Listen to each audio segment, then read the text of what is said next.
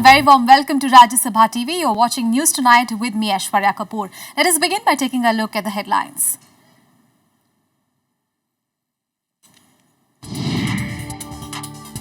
After NCP breakup puts Maharashtra government in minority, Prithviraj Chavan resigns as Chief Minister. Prime Minister Narendra Modi starts US visit with big pitch to make India the favoured destination for business, calls America global partner. Foreign Minister Sushma Swaraj says Pakistan spoiled secretary-level talks by holding talks with separatists. United States claims coalition airstrikes crippled many small oil refineries held by the Islamic State. And on the 7th day of the Asian Games, Indian shooters clinch silver medal. Sandeep Sejwal bags a rare bronze in backstroke swimming.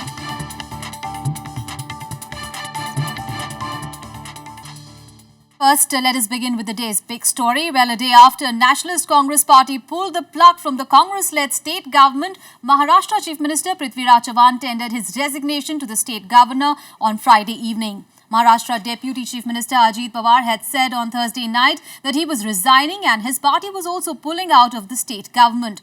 Now, party leaders met the governor to inform him of the party's decision. The BJP had also demanded the dismissal of the Congress-led government in the state after NCP withdrew support. Now, Congress also say that Chavan stepped down from the post on moral grounds as his government was reduced to a minority. It is not yet clear if Chavan has been asked to continue in a caretaker capacity or the state government will be put under a brief spell of president's rule before the assembly elections next month. हमारी majority नहीं है महाराष्ट्र में, NCP अलग हो गई है और Congress NCP की मेजॉरिटी के माध्यम से महाराष्ट्र में हमारी सरकार चल रही थी, लेकिन हमें पूरा विश्वास है सोनिया गांधी का लीडरशिप में, राहुल गांधी की लीडरशिप में कि महाराष्ट्र में हम फिर से पूरे के पूरे सीट हम कांग्रेस के तिरंगे झंडे के नीचे लड़ेंगे। कल जब राष्ट्रवादी कांग्रेस ने इस्तीफा दिया तभी माइनॉरिटी गवर्नमेंट बन चुका था और उसके कारण जिस गवर्नमेंट के पास मेजॉरिटी नहीं तभी उन्होंने इसका इस्तीफा देना जरूरी था। देर आए दुरुस्त आए।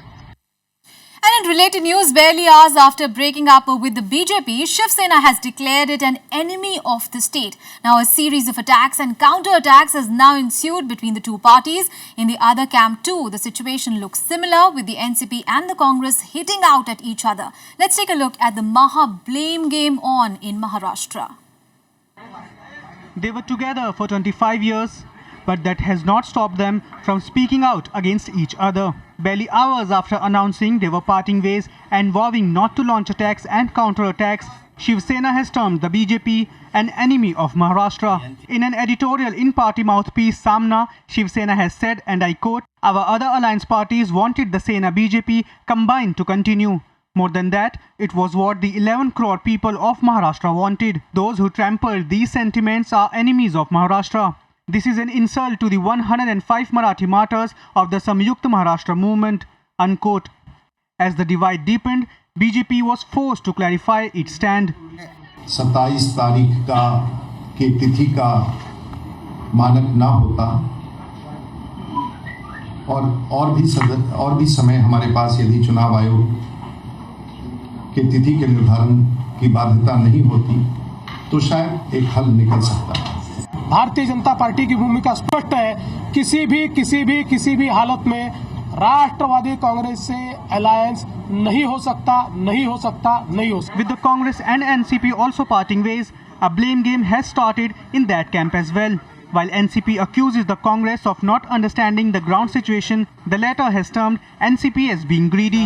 NCP, as a matter of fact, has in the recent past the highest percentage of success, more than 50%. If you have already officially released the names of the candidates, this would mean that you have broken the alliance, and therefore the blame should entirely be of that of Congress, and NCP cannot in any way be held responsible for that. गठबंधन को तोड़ने की जो कोशिश की है ये ठीक नहीं। शायद उनको बीजेपी की ओर से कुछ आश्वासन मिला है या किसी और से उनके तरफ से आश्वासन मिला, मुझे मालूम नहीं है, लेकिन ये तो गठबंधन तोड़ना नहीं चाहिए था। With all four parties now standing alone, the smaller players are much in demand. While Congress has sealed a pact with the Samajwadi Party, RPI is keeping his cards close to his chest. With Vishal Dhaya, Shyam Sundar's report for Rajya Sabha TV. And Haryana Chief Minister Bhupinder Singh Hooda filed his nomination for the upcoming assembly elections today. Hooda filed his nomination papers in his hometown of Rohtak. He has been elected as a legislator from this seat thrice earlier.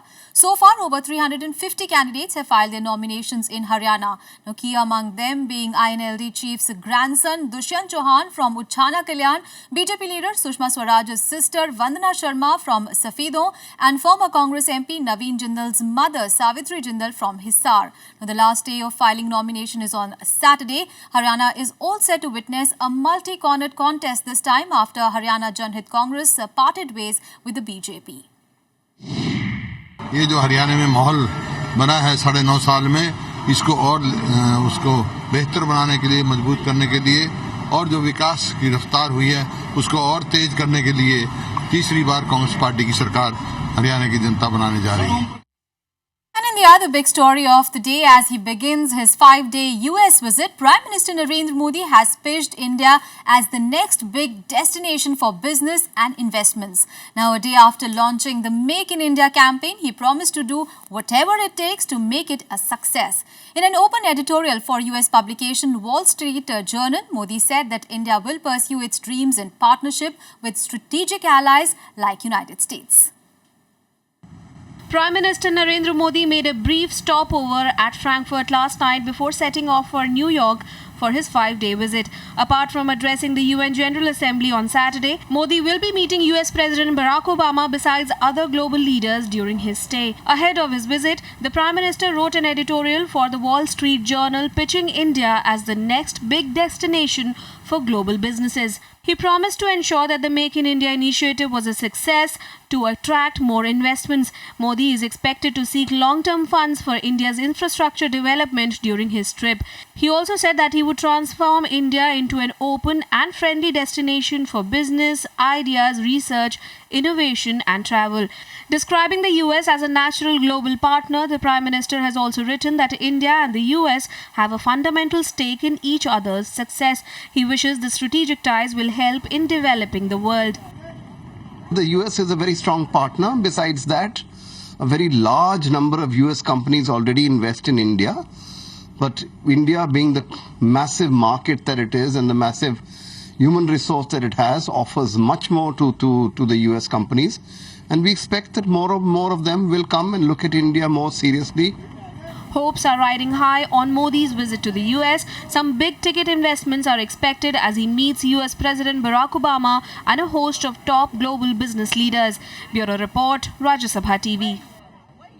As Narendra Modi begins his maiden US visit as Prime Minister, comes a huge sentiment booster for India. S&P has revised the country's credit outlook up to stable from negative.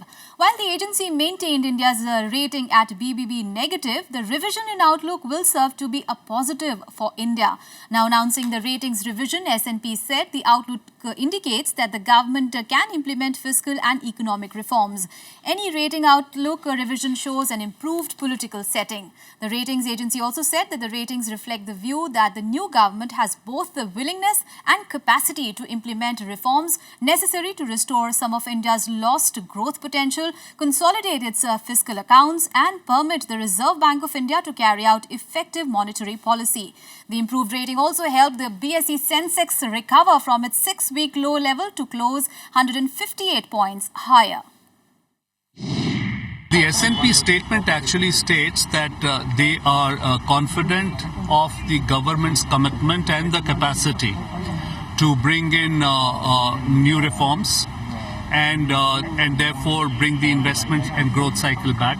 As we have been saying in the past, we believe that the growth in this year will be more than 5.5%. In fact, it should be in the region of 5.7 to 5.9%.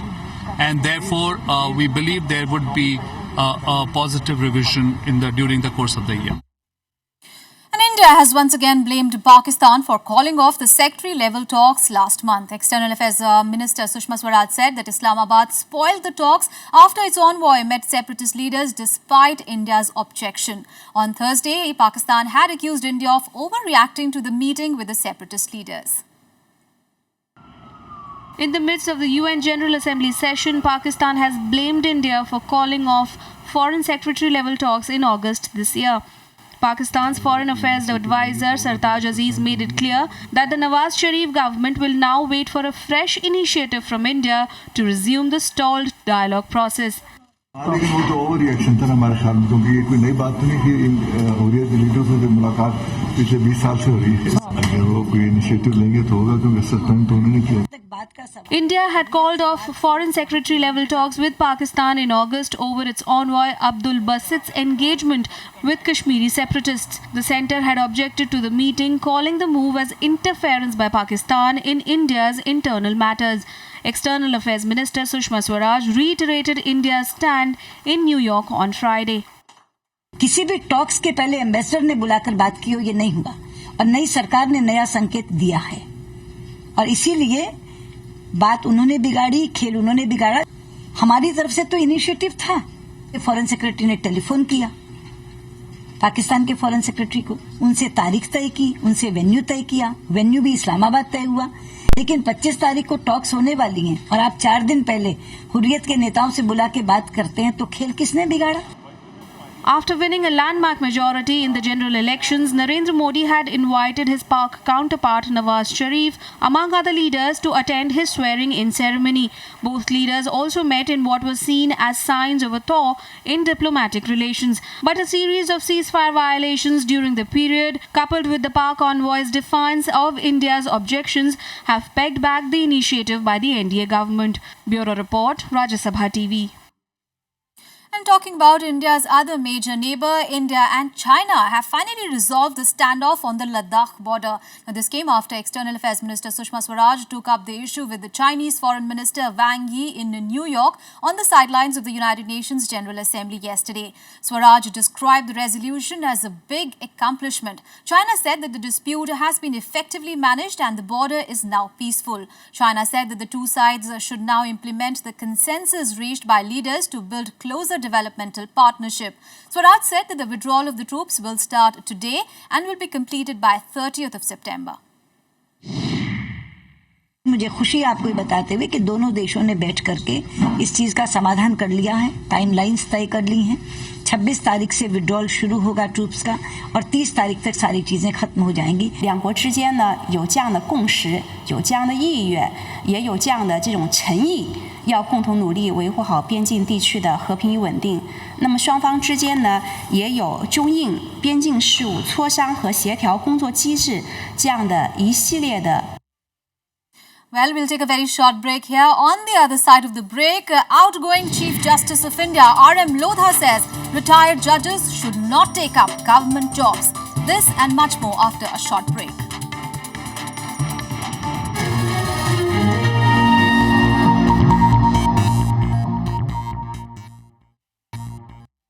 Let's go on in the bulletin now. Now, outgoing Chief Justice of India, Justice R.M. Lodha, has said that no judge should accept a government job or constitutional post retirement, saying that there should be a 2-year cooling off period.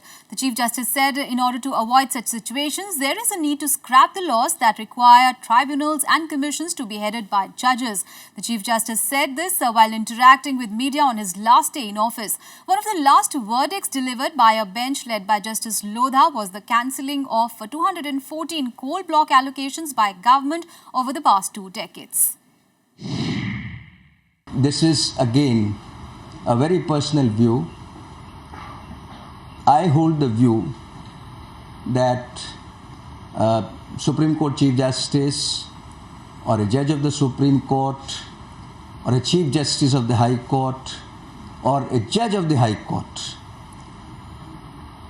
should not accept any constitutional position or assignment connected with the government. And should it happen, at least there should be cooling off period for 2 years. And here are all the other national news and updates nationwide. In a bid to promote the government's Clean India campaign, HRD Minister Smriti Irani wielded the broom at a school in Delhi. The minister also invited students to actively participate and contribute their ideas to the official blog, which would help her ministry to improve upon their cleanliness drive. Law Minister Ravi Shankar Prasad also launched the drive at Shastri Bhavan, saying ministers wielding brooms is not just a symbolism but a commitment towards the government's ambitious campaign.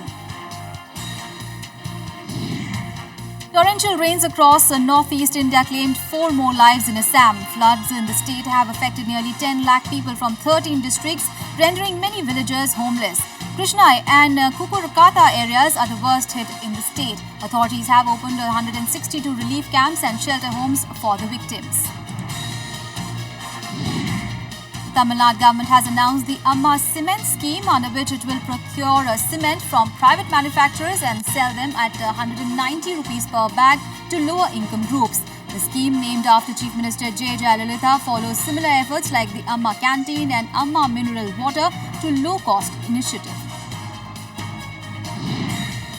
Orissa High Court has sanctioned bail to former Advocate General Ashok Mohanty. Mohanty was earlier arrested by the CBI in connection with a chit fund scam for his alleged links with Artha Tattva Group's CMD Pradeep Sethi. The court asked Mohanty to cooperate with the Central Investigating Agency, which arrested him on 22nd of September.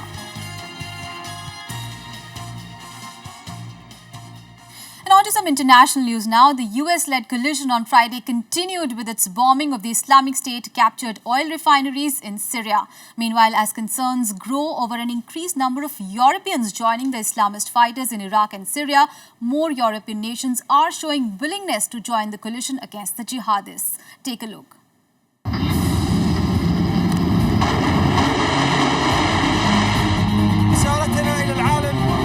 Friday saw yet another round of airstrikes against the Islamic State targets inside Syria.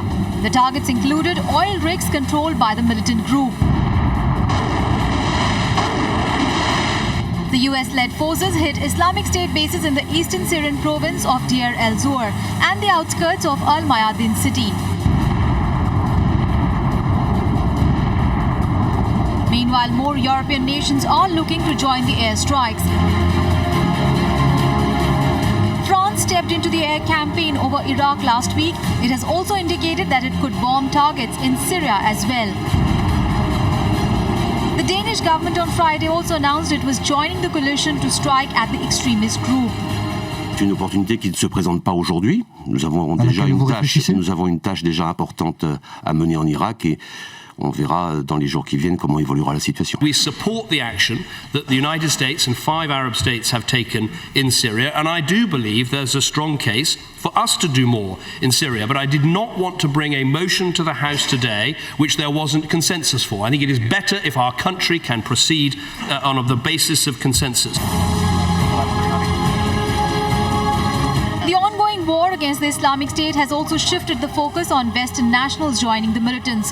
Reports state that their numbers could be as high as 3,000. On Thursday, the United Nations passed a resolution to step up the battle against the foreign terrorist fighters. The jihadi group has so far killed 2 Americans and a British aid worker. It is threatening to murder another Briton involved in the aid work. A French mountain guide was beheaded by a group linked to the IS recently.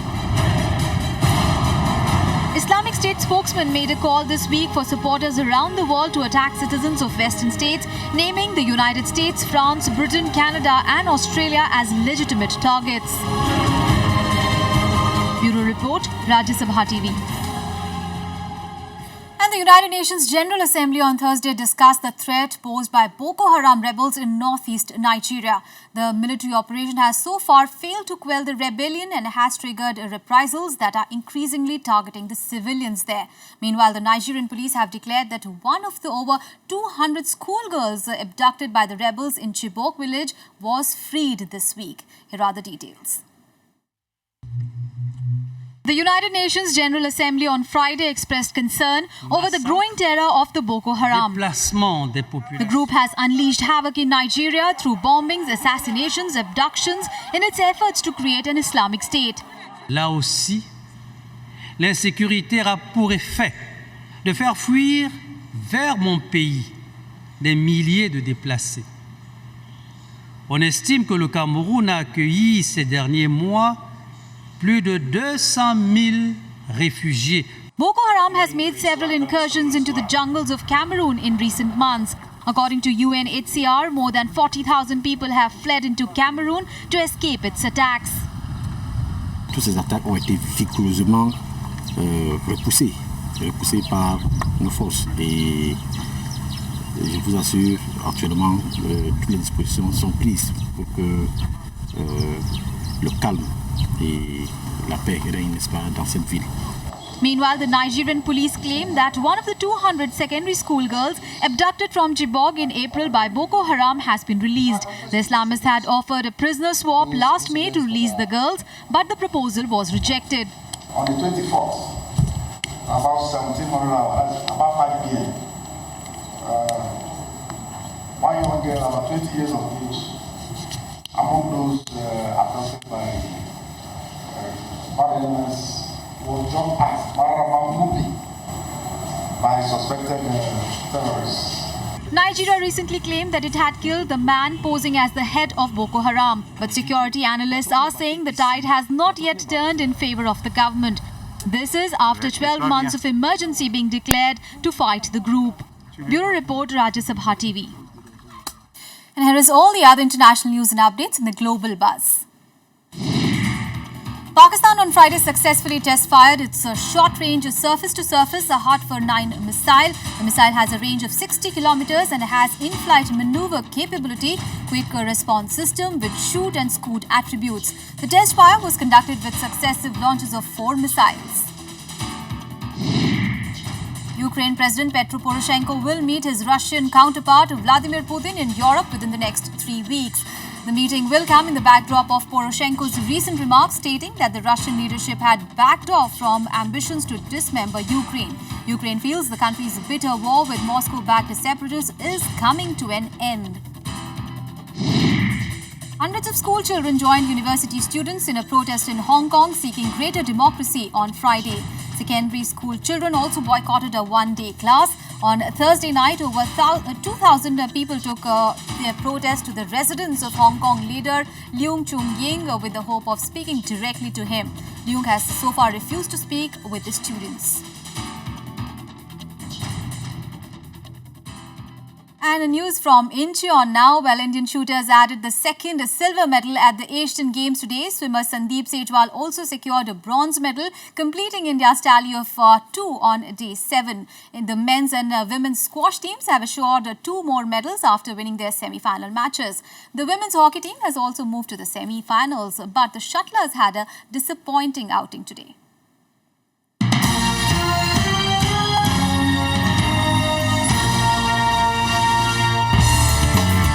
The Indian shooting team continues to shine at the Asian Games.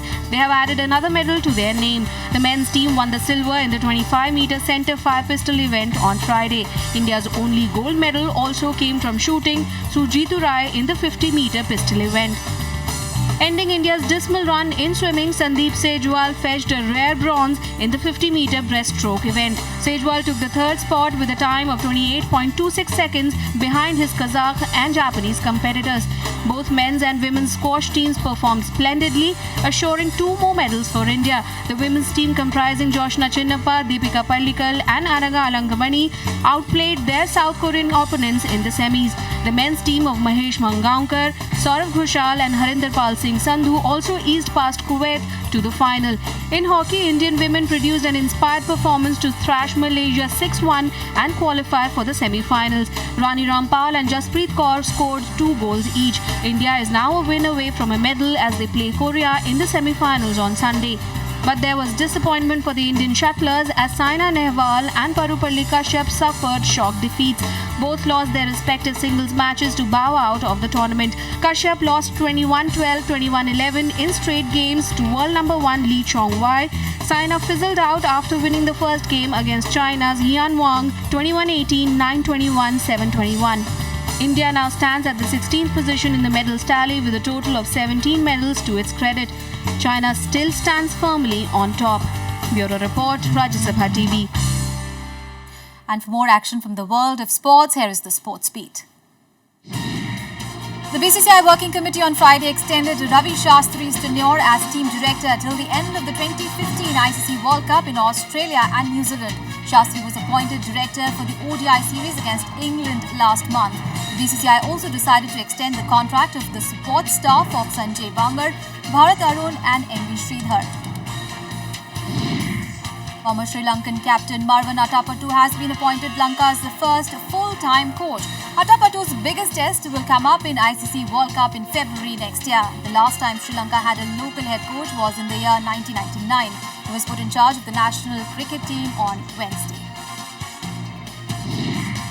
Defending Formula One world champion Sebastian Vettel will stay in Red Bull for next season. Vettel has put an end to reports of his possible move to Ferrari. Vettel, a world champion for the past 4 seasons, has struggled to make an impact this year, failing in fact to win even a single race this year.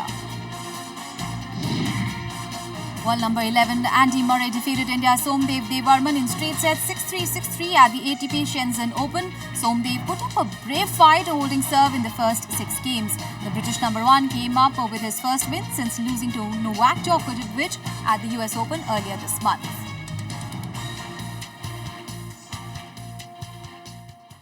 Well, that's all in this edition of News Tonight. Thanks for watching.